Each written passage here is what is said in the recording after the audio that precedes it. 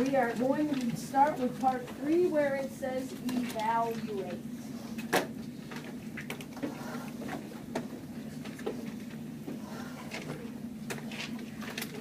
I hope these quizzes are as good as the first few I graded. I think I did fairly well. So we'll find out shortly. All right, so we're going to do determinants today. And there's a reason we're going to learn how to do determinants, but right now, we just got to learn how to do it. So, if we look at the very first one, the very first problem, looks like this. Mr. Miller assures me you did all this last year. So tell me this, do you remember how to evaluate this determinant? The answer is a number. This is just going to equal a number. Does anybody remember how to do it? It is. There's some cross multiplication involved, yes. There is. Katie, do you want to continue? Cross multiply, then divide. No. We're going to take 1 times 4. So there's your cross multiply, Katie. We're going to do 1 times 4. And we're going to take 3 times 2, and we're going to subtract them. So the answer would be 4 minus 6. Negative 2. So the answer to this would be negative 2. All right, let's look at the next one.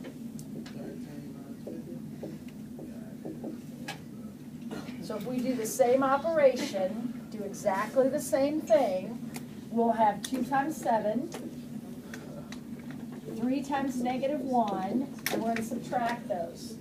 So we get 14 minus negative 3.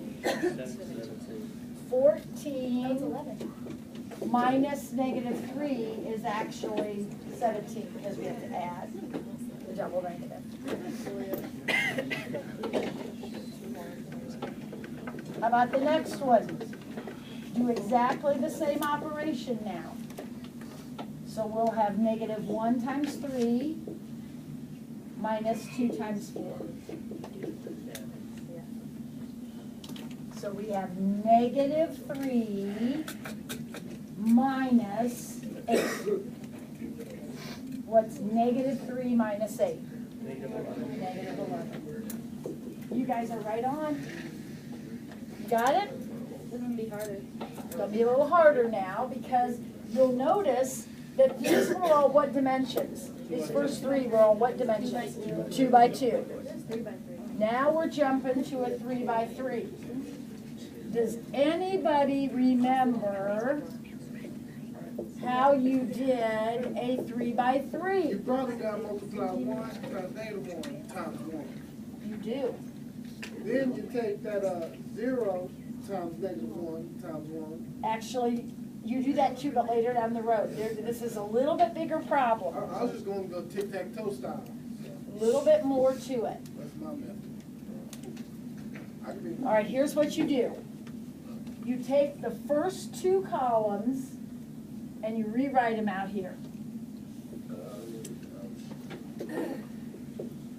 Now, you want to be careful when you rewrite them. You're going to recopy them exactly like they are. So if there's negatives in there, put negatives in there.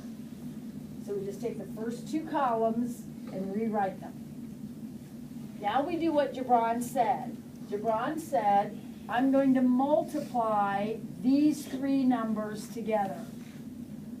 So instead of having just the 2 to multiply, like Katie's saying over here, we're going to multiply all 3. So when I multiply all 3 of these numbers, what do I get?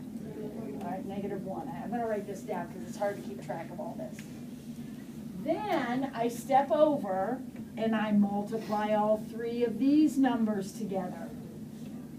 And that would give me, you're multiplying, that would give me 6.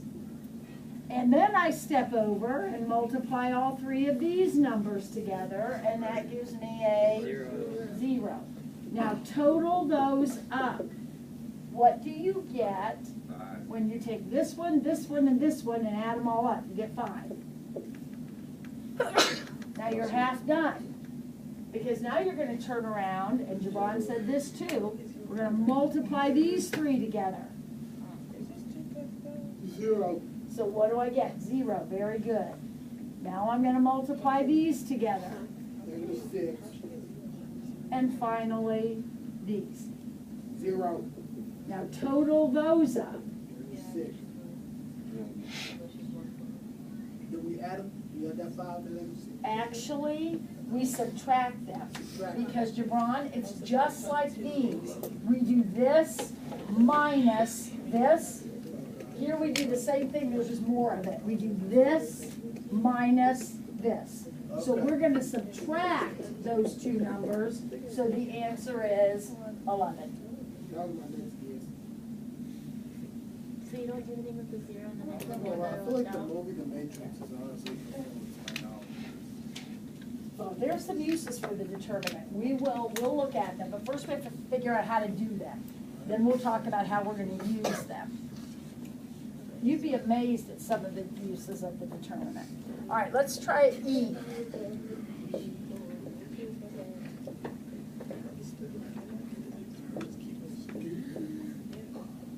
One of my favorite classes ever was a course in linear algebra. I thought you were saying this class, wrong answer. It's all about matrices. No, I'm talking about a class I took. Oh. Okay. All right, so how do we start it? No, we don't multiply anything yet. What do we have to do first? Move the 2 columns. We have to recopy our columns. Otherwise, we're not going to have enough numbers, kids. So we got to recopy these columns over here. So the first 2 columns, we just recopy them.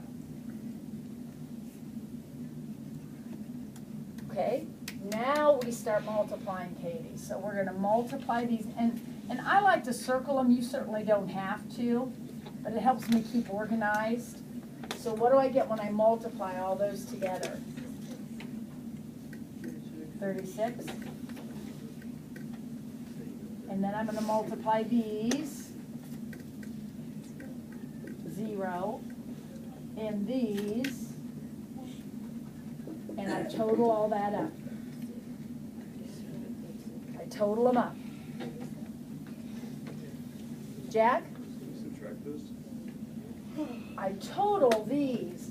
When I do my other direction and I total those, I'm going to subtract those 2 numbers. But as I'm building the diagonals, it's a total. Okay. So I take the total down diagonal, which is 37. Now I'm going to find my up diagonal. So this is my up diagonal, so that would be -8 and 0 and 6. So the total in this direction is -2.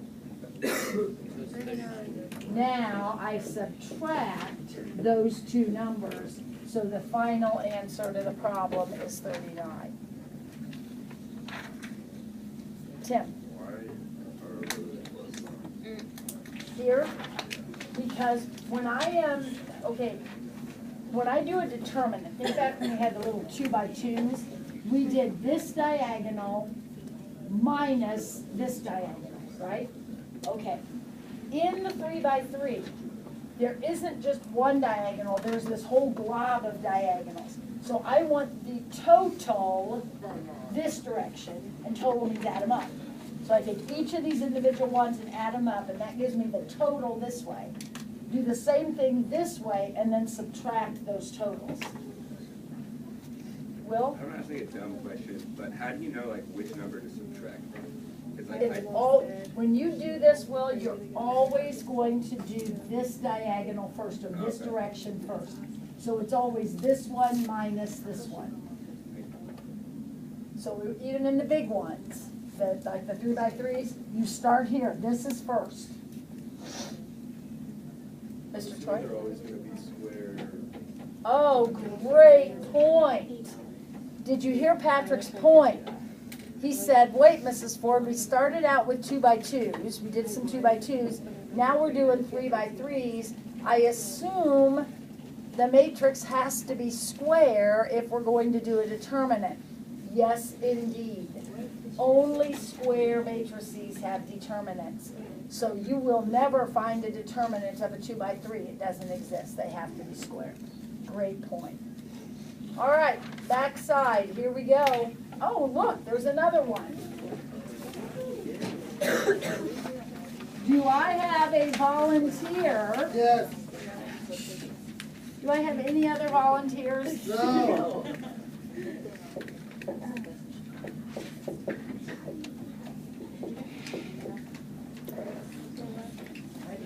Do it right or I'll call you mom.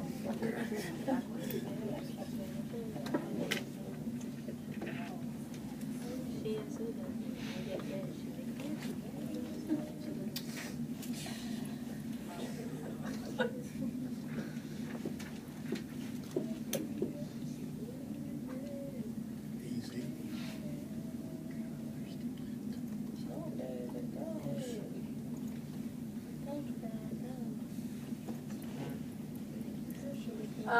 Why are some of you not doing what you're supposed to be doing?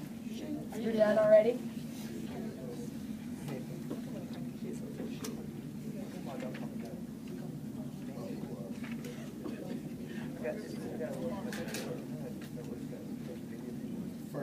Gibran got 4 for these diagonals total. Is that what you got? Did anybody else get 4 for this correction? Not the final answer, but the total down diagonals.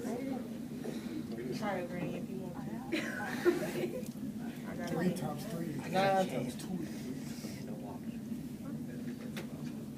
Is that positive 18 or negative? That's a negative. I should have a question.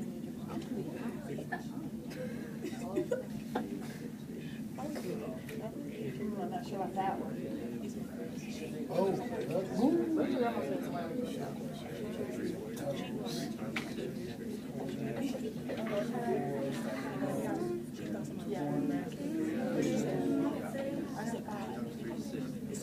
Okay, Gibran got negative 16.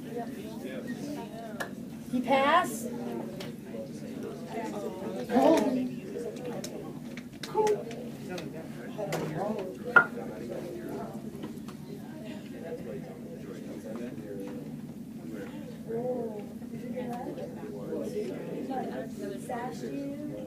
Okay, we got it?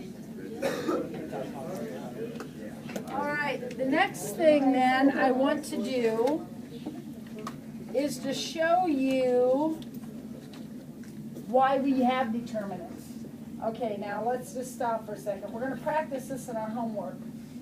We'll go over our homework tomorrow, but we might have a quiz tomorrow where I ask you to do a determinant. So does everybody remember how to do the little ones? How do you do like this? So this one would be 4 minus 15, negative 11. And everybody's okay with the big ones? Okay. Let me show you, tonight this is all you're going to do. All you're going to do tonight is the determinant, okay? But I want to show you what we use it for because we're going to do that in a couple days.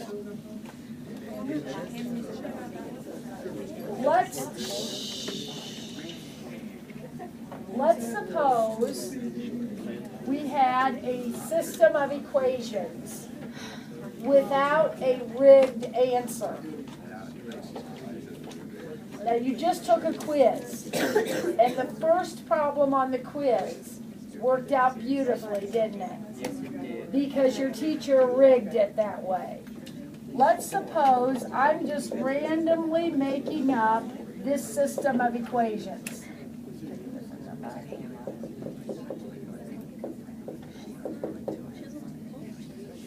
Now, I randomly made that up. If you do substitution or elimination on this, you're probably going to get fractions. It's just probably going to happen. So I'm going to show you a different method where you might prefer to use it because you don't have to deal with the fractions. Fractions come in to the problem, but you don't have to deal with them. Okay, so Gibran, let's pay attention as we talk about Kramer's rule. The directions say solve the system. At this moment in time, this is extra. This is extra. Okay? Just you can do it over to the side or you can do it somewhere. This is extra. It's actually in your note sheets, but it's a little bit, it's coming up and I don't want to do it quite yet. So we're going to do this one. Now, you could substitute or eliminate. Everybody knows how to substitute or eliminate. I would never substitute on this problem because that's going to be hideous fractions, and elimination is going to be kind of tough too. So I want to show you a new strategy that is some people's favorite. Here's how it works. Step 1, find the determinant, which is what we just did, of the coefficients. So if I look at the coefficients, and you know what coefficients mean, the numbers hooked to x and y. So if I find the coefficients, it would be 3, 4, -5, and 6. Find the determinant of the coefficients in the problem. Okay, so what would that be? 18 minus -20, 38.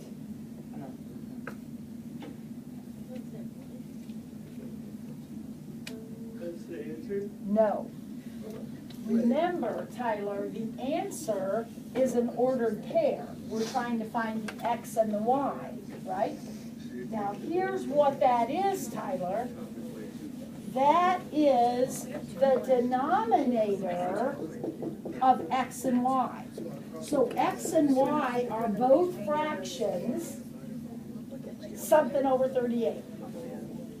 Now, to find the numerators, it's another determinant. Oh, but this is easy. Here's how you get these other determinants. Now pay attention. When you built this one, this was x and this was y, right? These were the x numbers and these were the y numbers.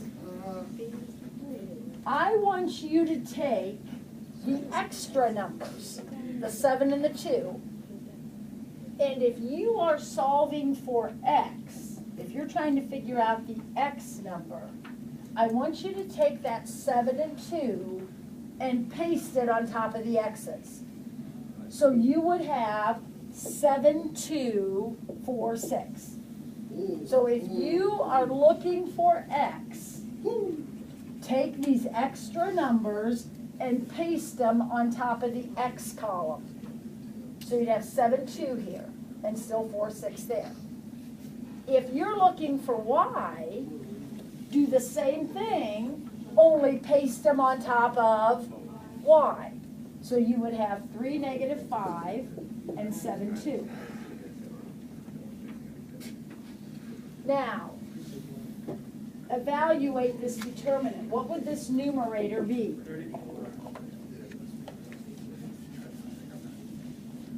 It would be 42 minus 8, which is 34, over 38.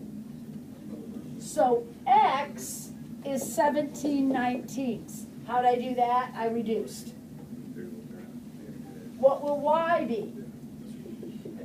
6 minus -35, or 41/38. Now, kids, I know I don't think you've ever done that before. Maybe you did last year. Does it look familiar? Did you ever do that last year, do you think? Okay, here's the reason I like Kramer's rule. If you did this system, let's say you did elimination. I love to eliminate too. So let's say I eliminated, and I got x equals 17/19. What would be my next step then? What would I have to do? Plug it in. So then I got to take that x and plug it in here. What a mess of arithmetic that is, right? Notice that in Kramer's rule, I get fractions as my answer, but did I ever have to work with them? Nope. No. So the nice thing about Kramer's rule is it's easy arithmetic. We'll practice it again, I promise, but I wanted to show you, that's one use of the determinant. Your homework, and I don't know how much time we have, your homework is in your practice packet that I gave you. The other day, you got 2 packets. This is one that's just got some practice worksheets on it. It says 7.2 determinant inverse practice. Your homework is the front page of this packet, problem number 1.